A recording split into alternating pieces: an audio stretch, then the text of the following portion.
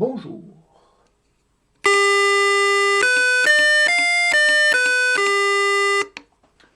Le but de cette vidéo est de vous présenter cet afficheur LCD 1602. 16 parce qu'il y a 16 caractères par ligne et 02 parce qu'il y a 2 lignes, muni de 5 boutons poussoirs de commande. Le 6e bouton qui est ici est le bouton Reset.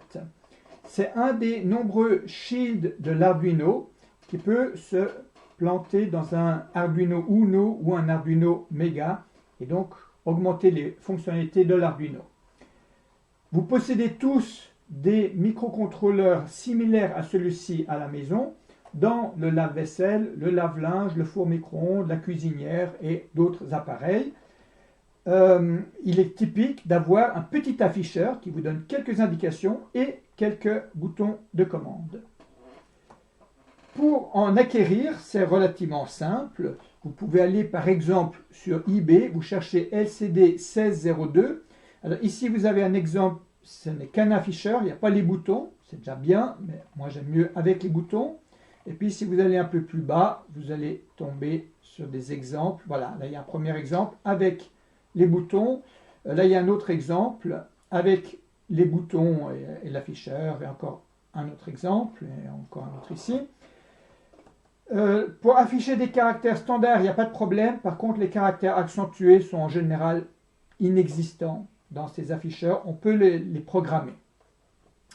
Bien, je commence depuis ma page web, qui est référencée ici.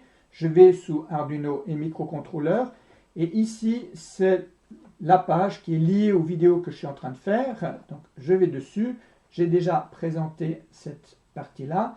Mais j'aimerais montrer ici dans Livres et Kit, dans les références, en particulier le Arduino Cookbook, qui est en anglais, qui est excellent. Il a plus d'une centaine d'exemples, où chaque exemple commence par comment faire ceci avec Arduino. Il se pose la question. Et puis ensuite, il répond à cette question avec un programme et des explications en introduisant des nouvelles notions. Tous les codes sources sont disponibles ici, et on peut même avoir une version PDF disponible ici, la deuxième édition, celle que je possède sous forme de livre. J'ai aussi utilisé la référence de Atmel sur le Atmega 328P, mais plutôt concernant les compteurs et les gestions d'interruption. Pas tellement prévu pour cette vidéo. Je reviens en arrière ici, sur ma page sur les Arduino, et je prends les exemples de code. Donc j'ai beaucoup d'exemples de code, et aujourd'hui je vais principalement montrer cet exemple-là, EX0140, fréquence HP menu, c'est le mot principal, liquide cristal. Donc je clique dessus, j'ai l'exemple qui est disponible ici. Donc je vais montrer comment j'utilise cet afficheur à cristaux liquides avec les boutons qui me permettent de gérer un menu.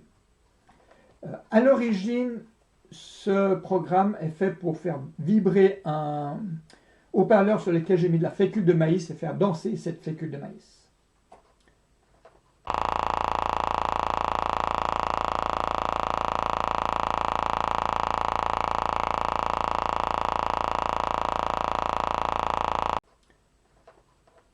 Je vous montre également comment cela fonctionne. Donc je reviens ici. Donc j'ai en fait les boutons qui permettent de changer de menu, c'est les boutons left and right.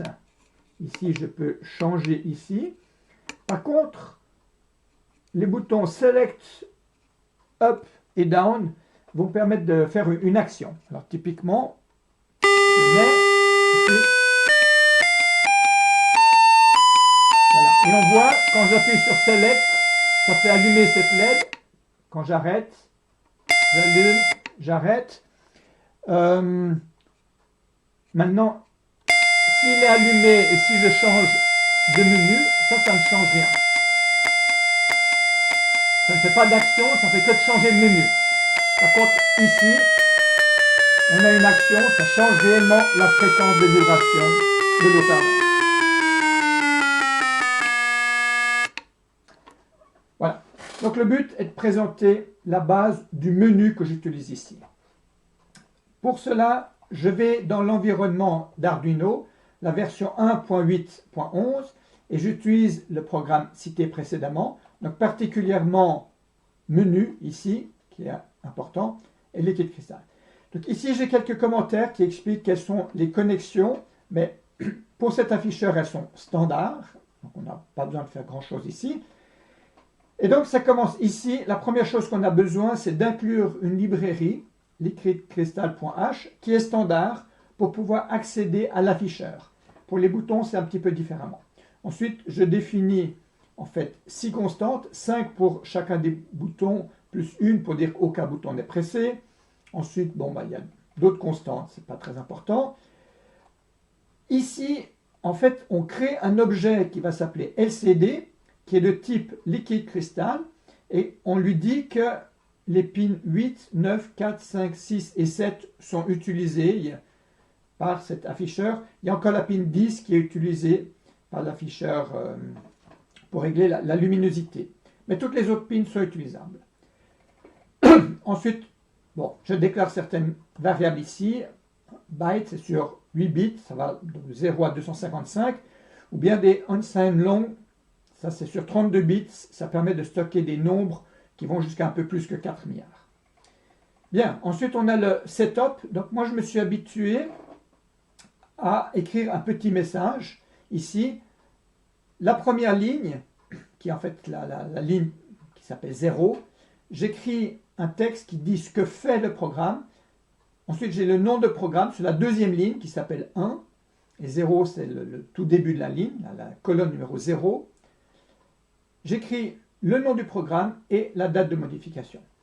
On doit aussi, à un moment donné dans le setup, lui dire LCD begin 16.2 pour lui dire que voilà, il y a 16 caractères et 2 lignes. 16 caractères par ligne, 2 lignes. Ensuite, je fais une pause et puis après, j'efface. Bon, après ici, c'est l'initialisation. Ce n'est pas la partie principale de ce que je vais vous présenter. Maintenant, je vais aller à la fin dans la boucle d'exécution. Le programme tourne sans arrêt dans cette boucle. Je lis le temps actuel en microsecondes et je fais attention qu'on n'a pas eu une action moins de 0,2 secondes précédemment pour pas que les boutons soient traités trop rapidement. Je ne vais pas avoir plus que 5 traitements de boutons par seconde. Si j'ai appuyé sur Left ou Right, alors je change le menu. Si j'ai appuyé sur Up, Down ou Select, alors je fais un traitement réellement. Donc en fait, il y a 4 fonctions importantes. Read Button, qui lit les boutons. Menu Change, qui fera un changement de menu. Menu Traite, qui traite vraiment un menu, qui fait une action. Et il y a encore la fonction Affichage qu'on verra tout à l'heure. Et puis à la fin, ici, ce n'est pas l'essentiel de cette vidéo, mais c'est pour faire vibrer les haut-parleurs. Toutes les demi-périodes, eh bien, je change l'état des pins 3 et 2 qui sont en opposition. Ça me sert à faire vibrer un haut-parleur de façon plus intense. Alors, regardons la fonction de lecture des boutons qui se trouve ici. Et donc, cette lecture des boutons, elle est faite de façon très intelligente. Elle n'utilise pas 5 entrées différentes de l'Arduino, mais uniquement l'entrée ADC 0. Elle lit une valeur donc analogique entre 0 et 1023. Si la valeur est supérieure à 790, il n'y a aucun bouton pressé. Si elle est supérieure à 555 mais inférieure à 790, alors c'est le bouton Select qui a été appuyé. Sinon, si c'est supérieur à 380, c'est le bouton Left, et si c'est inférieur à 55, c'est le bouton Right qui a été appuyé. Maintenant, on ne peut pas faire 100% confiance à une seule lecture, parce qu'on peut avoir des rebonds, ou bien on peut être dans une transition. Donc si on appuie pendant une conversion, on peut lire mal l'état d'un bouton. Donc moi, en fait, je lis 10 fois de suite le bouton, et si en 10 lectures, j'ai 10 fois la même valeur, alors je considère que j'ai le bon bouton qui a été pressé. De cette manière, je n'ai jamais eu d'erreur. Une conversion ici se fait en 100 microsecondes, donc 0,1 milliseconde. Faire 10 lectures, ça fait 1 milliseconde. C'est de toute façon beaucoup plus court que le temps de presser sur un bouton. Toute action mécanique dure plus que 1 milliseconde. Donc, ce n'est pas un problème de lire 10 fois l'état. Et puis, bon, voilà, si j'ai le bon bouton, bah, je retourne le bouton, sinon je retourne le fait que j'ai pas appuyé qu'il n'y a aucun bouton qui est appuyé. Ensuite, j'ai la fonction affiche état qui va m'afficher l'état de mon menu.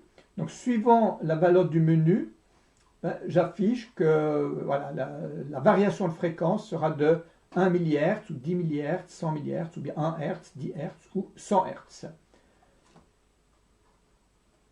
Dans le traitement de menu, si je traite le menu, d'abord je mémorise ici quand est-ce que j'ai eu la dernière action.